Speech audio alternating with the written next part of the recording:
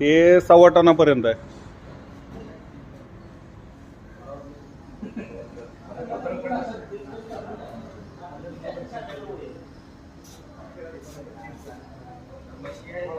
शेतकरी बंधूंनो नमस्कार.